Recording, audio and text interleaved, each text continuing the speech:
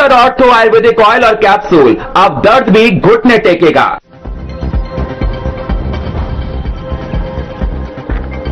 Bihar CM के शपथ ग्रहण में पहुंचे सीएम सैनी, नीतीश कुमार को दी सीएम सैनी ने बधाई। प्रचंड बहुमत देने के लिए बिहार की जनता का भी जताया आभार।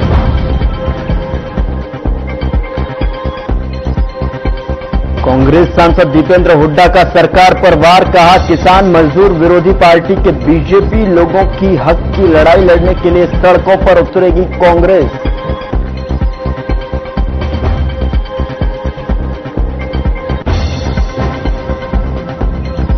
महेंद्रगढ़ के गांव झगड़ोली में पलटा तेज रफ्तार ऑटो, हादसे में एक महिला की मौत, 4 घायल। प्रतियोगी परीक्षाओं की तैयारी के लिए कोचिंग जा रही थी महिला। प्रदेश में बदलते मौसम का दिख रहा असर, सर्दी से जुड़ी बीमारियों की चपेट में आ रहे लोग, अस्पताल में लगी मरीजों की लंबी कतार।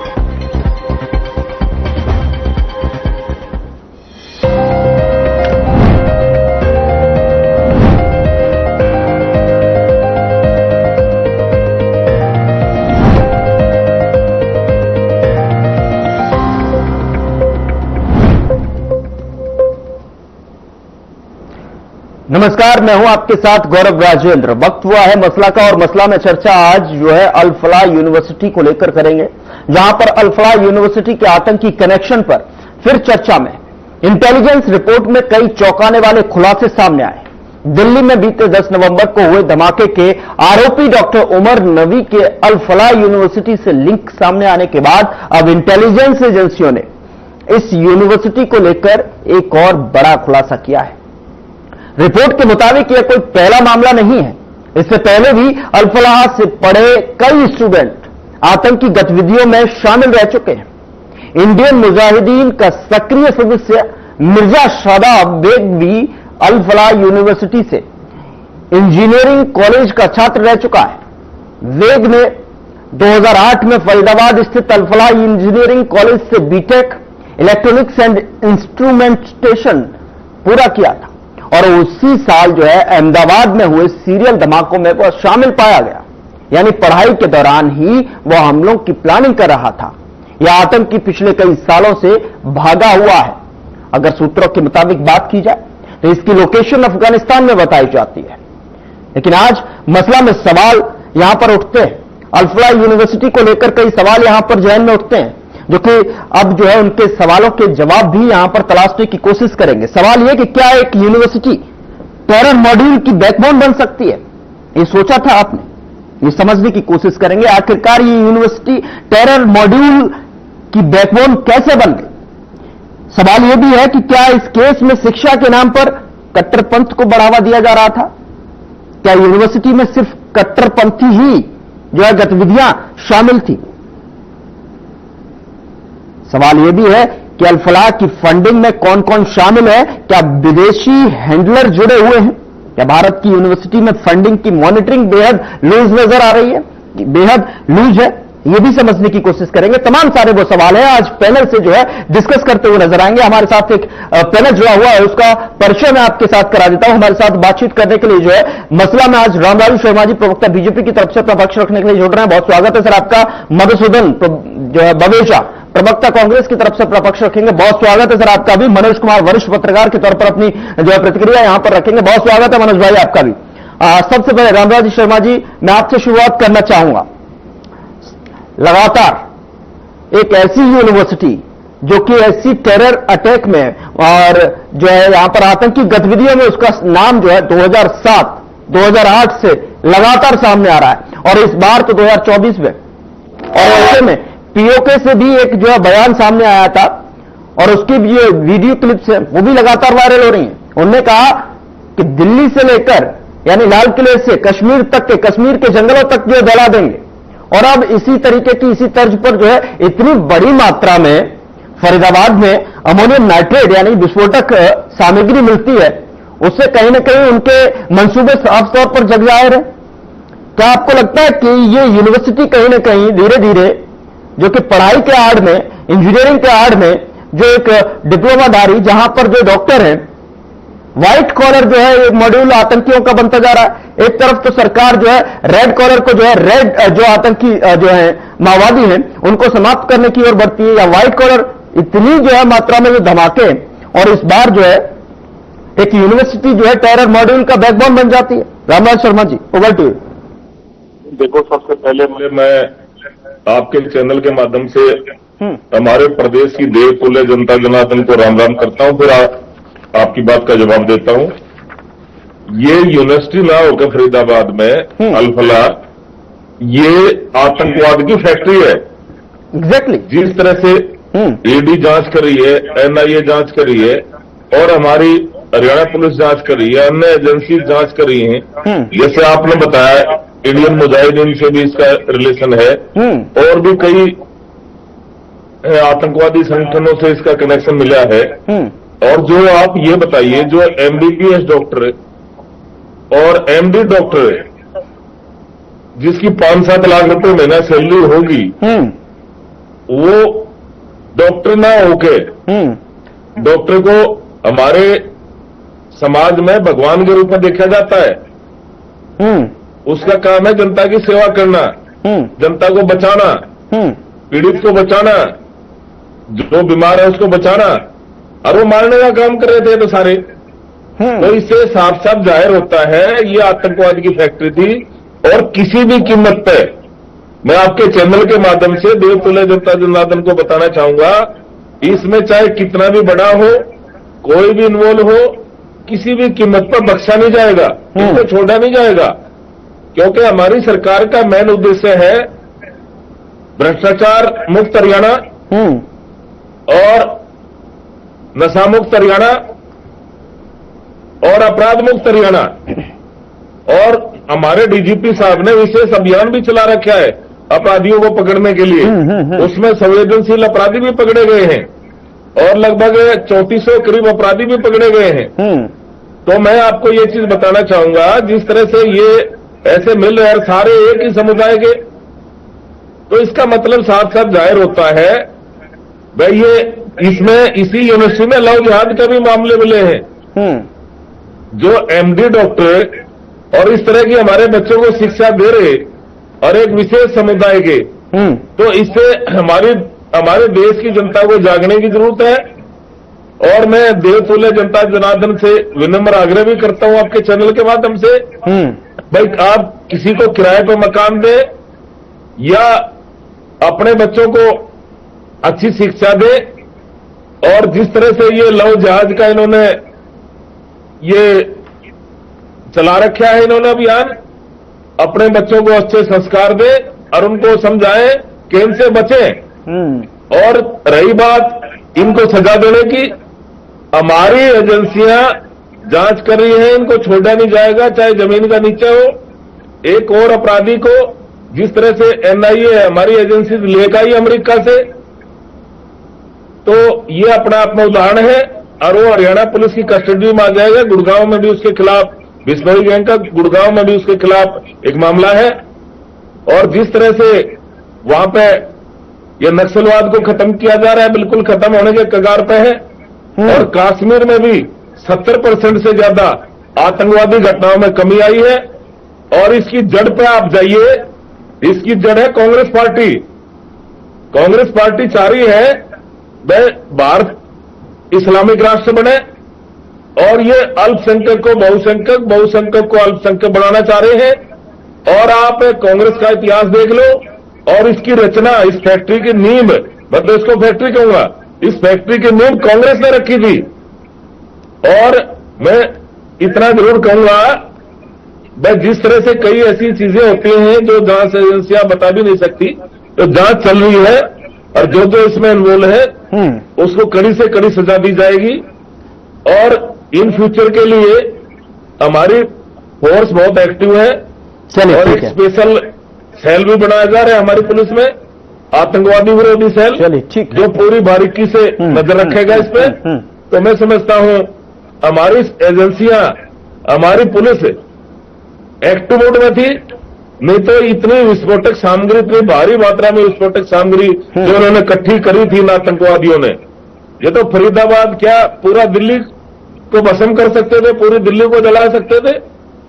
तो हमारी एजेंसियों को भी मैं बधाई देता हूं, उन्होंने समय पर रहते बड़ी घटना होने से बचाया और हमारी एजेंसियां, हमारी पुलिस उनके पीछे लग रही थी। चलिए, इसलिए मजबूरी में उसे दिल्ली में जाकर जो है काबू पाया, लेकिन जो है तब भी धमाका यहां पर देखने को मिला। 15 मौतें यहां पर होती हैं दिल्ली में और श्रीनगर में भी। हालांकि वो जो है बाय मिस्टेक जो है वहां धमाका हुआ, लेकिन वहां पर भी जाने गई। लेकिन आखिर कब तक इतनी जानें जो है इस तरीके के आतंकवाद में जाती रहेंगी? ये आतंकियों की नापाक हरकत जो है देश में बैठे लोग यहां का हर चीज, यहाँ का खाना, यहाँ का सब कुछ जो है यहाँ का यूज कर रहे हैं, लेकिन उसके बावजूद भी जो है बाहर बैठे आतंकियों के इशारों पर जो है, बाहर बैठे संगठनों के इशारे पर अपने देश को, अपनी आवाम को दलाने में जो है कोई भी कोर कसर यहाँ पर छोड़ते नहीं है। मधुसूदन जी, मैं आपके पास आता हूं और आपसे पूछना चाहता हूं कि क्या जो है यहाँ पर ये लगातार जो टेरर मॉड्यूल है लगातार देश में पनप रहा है, और ऐसे में चूक कहां हुई? और लगातार जो है इस यूनिवर्सिटी के लगातार लिंक निकलते आ रहे हैं। आखिरकार इस यूनिवर्सिटी का जो लाइसेंस है वो पहले निरस्त क्यों नहीं किया गया?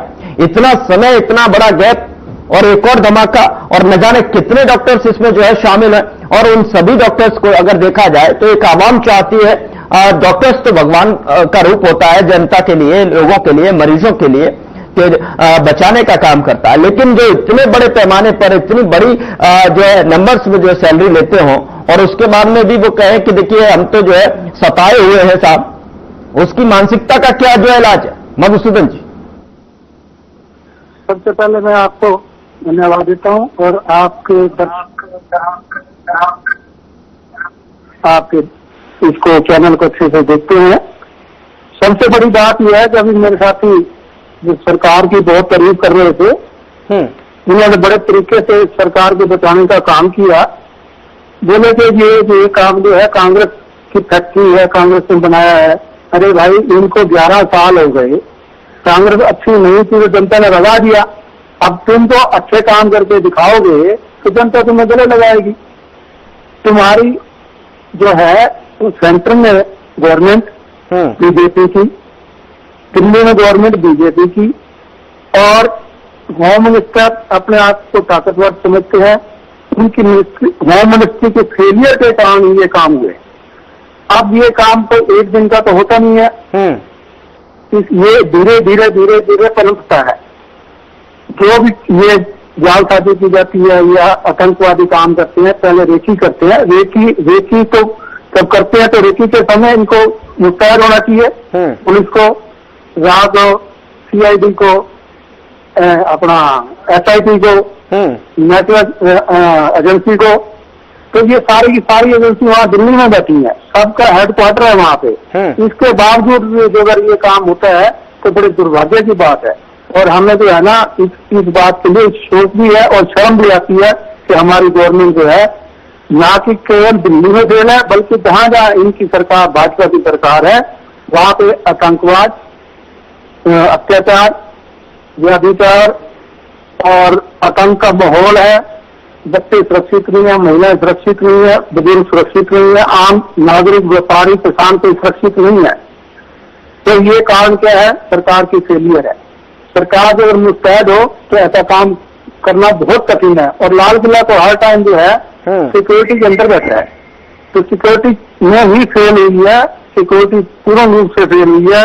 पर इसका जो जिम्मेवारी है होम मिनिस्ट्री को लेनी चाहिए, दिल्ली की मिनिस्ट्री को लेनी चाहिए, ना कि कांग्रेस को बार बार कोसना चाहिए। इसके अलावा जी, कांग्रेस को नहीं कोसना चाहिए, वो आपकी बात सही है। लेकिन पार्टियों की अगर देखा जाए तो यहाँ पर रामराजी शर्मा जी कांग्रेस पर निशाना साध रहे हैं। आप ये कह रहे हैं कि यहाँ पर एजेंसियों का फेलियर है। फेलियर आखिर कहाँ है? क्या ऐसे डॉक्टर्स के मानसिक बीमारी से जो ग्रसित है वो लोग, जिनको जो है सरकार इतने बड़े पैमाने पर हायर करती है, और जो फिर उनका जो है खामियाजा एक धमाके के रूप में अपने दिमाग का इस्तेमाल करना और एक कट्टरपंथता के दौरान जो है दूसरे मुल्क के जो है लोगों के साथ में, ऐसे संगठनों के साथ में आतंकी गतिविधियों को अंजाम देना, उन पर किस तरीके से लगाम लगाई जाए? आखिरकार एक्शन क्या होना चाहिए? जो बाहर तो आप जो है आतंकियों से लड़ लोगे, आप बाहर सीमा की सुरक्षा अच्छे से कर लेंगे, लेकिन अंदर बैठे उन आतंकवादियों की और उन आतंकवादी मानसिकताओं का क्या करेंगे? जो उन्हें पनाह देते हैं, जो फरीदाबाद में इतनी बड़ी मात्रा में जो है जो विस्फोटक सामग्री मिल जाती है। मधुसूदन जी।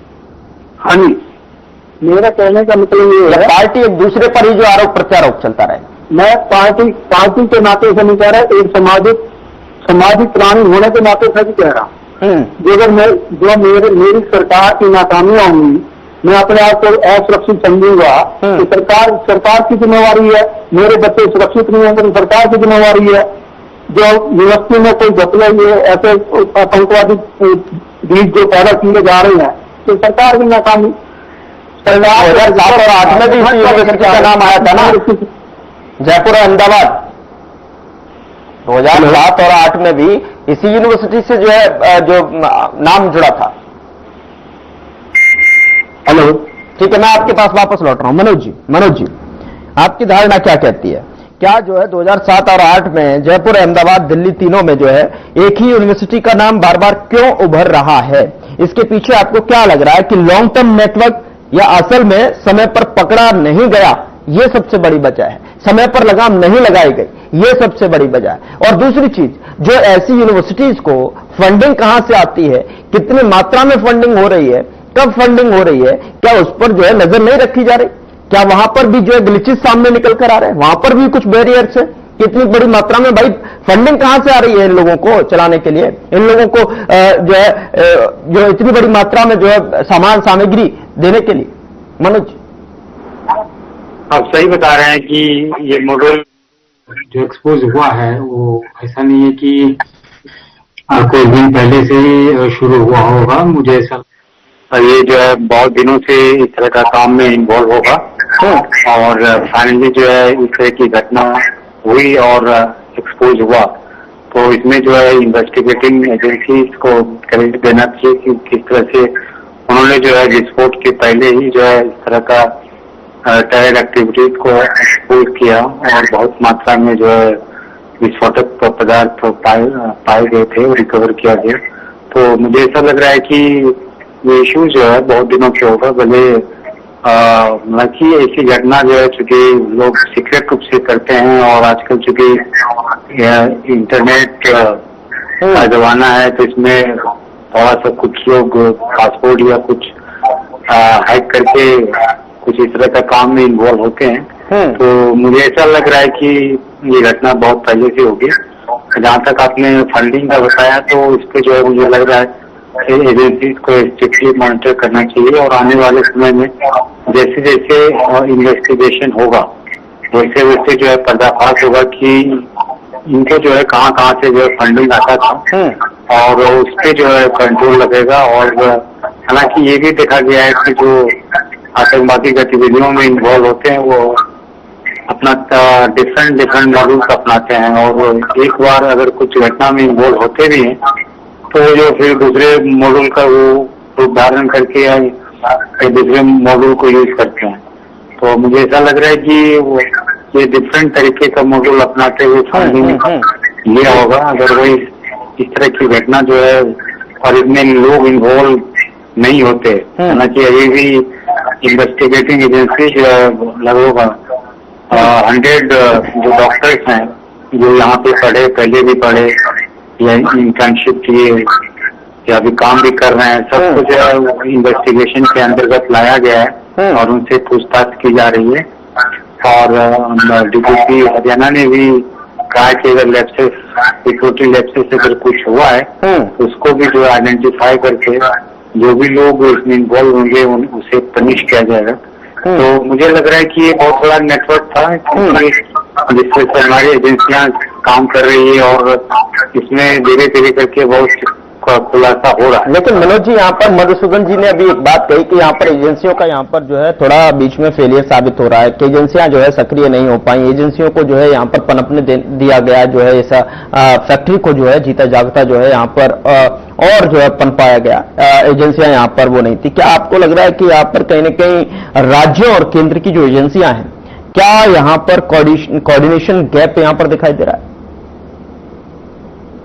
नहीं कर सकते हैं कि कोई गैप रहा होगा, मुझे ऐसा नहीं लगता है, क्योंकि एजेंसियां काम करते रहती है दिन रात 24 घंटा काम करते रहती है 365 दिन और उनको जहाँ भी कोऑर्डिनेशन का लगता है कि स्टेट से हो या कोई भी पुलिस थाने से इनको अगर लगता है कि कुछ सस्पेक्शन टाइप का कुछ वर्क हो रहा है तो एफेक्टिवली वो उसको ट्रैक करते हैं। बिल्कुल। तो इसको ये नहीं कहा जा सकता है कि कोई गैप रहा हो, क्योंकि नॉर्मली ये होता है कि एजेंसियां पहले अगर एक्सपोज कर देती है और घटना जो है कवर हो जाता है, नहीं होता है, तो नॉर्मली एजेंसियां इसके लिए क्रेडिट नहीं लेती है। तो कुछ ऐसी घटनाएं जो है घट जाती है, इसके लिए ऐसा बोला जाता है। मुझे लग रहा है कि एजेंसियां काम इफेक्टिवली करती है और अब जो हर केस का जो है चूंकि मॉड्यूल अलग अलग होता है, तो इसके लिए जो है अभी जो भी आने वाले समय में इन्वेस्टिगेशन के दौरान जो भी मॉड्यूल सामने आएगा वो जो है एक अध्ययन का समय भी होगा और पुलिसकर्मी के लिए, सिक्योरिटी एजेंसीज के लिए कि लोग किस तरह से मॉड्यूल अपनाते हैं और इस तरह की घटना में इन्वॉल्व होते हैं। तो मुझे ऐसा लग रहा है कि आने वाले समय में और लोग एक्सपोज होंगे और जो इन्वॉल्व होंगे उनको पनिश किया जाएगा, मुझे लग रहा है ऐसा होने वाला है। ठीक है। रामराज शर्मा जी कुछ कहना चाह रहे थे। और दूसरी चीज जो है, सवाल मेरा एक और है, यहाँ पर अगर देखा जाए तो यहाँ पर यूनिवर्सिटीज की अगर बात की जाए, फरीदाबाद में अल-फलाह यूनिवर्सिटी का जो नाम है लगातार जो है जुड़ता जा रहा है, लगातार पहले भी जांचें हुई हैं और ऐसे में अगर देखा जाए तो यहाँ पर क्या यूनिवर्सिटी में फंडिंग मॉनिटरिंग बेहद लूज नजर आ रही है आपको, या फिर अगर यूनिवर्सिटी में खासतौर पर बात की जाए तो यूनिवर्सिटी में डिग्री दी जाती है या ट्रेनिंग? शर्मा जी, जहां तक ये यूनिवर्सिटी की बात है, जिस तरह से ये आतंकवादी पकड़े जा रहे हैं, उनका कनेक्शन इस यूनिवर्सिटी से मिल रहा है, इससे ऐसा लग रहा है ये यूनिवर्सिटी में का आतंकवाद की फैक्ट्री है और इसका लाइसेंस कांग्रेस पार्टी ने दिया था, ये सबको पता है। और दूसरा मैं आपको बताऊंगा जी, विश्व के सबसे लोकप्रिय और ताकतवर प्रधानमंत्री आदरणीय नरेंद्र मोदी जी ने हमारे सुरक्षा बलों को, हमारी एजेंसियों को खुली छूट दे रखी है। पहले इनके टाइम में क्या होता था, हमारे सैनिक हथियारों से लैस होते थे, हथियार होते थे उनके पास में, फिर भी गोली चलाने का उनके पास में हुक्म नहीं था और उनके सरेआम पत्थर फेंके जाते थे उनके ऊपर। आप देख लो, अब किसी की हिम्मत नहीं हमारे सैनिक की तरफ टेढ़ी आंख से देख ले, उसी टाइम गोली मार दी जाएगी। और आतंकवाद में 70% की कमी आई है। उधर हमारे गृह मंत्री जी जो लोह पुरुष है, हमारे तारके के रूप में विख्यात है, हमारे आदरणीय अमित शाह जी, और समय समय पर मॉनिटरिंग करते रहते हैं। और जिस तरह से नक्सलवाद में कमी आई है, कल परसों में 1 करोड़ का जो नक्सली था, 1 करोड़ का इनाम था, उसकी बीवी वो सारे मार दिए गए हैं। तो नक्सलवाद में बहुत भारी कमी आई है।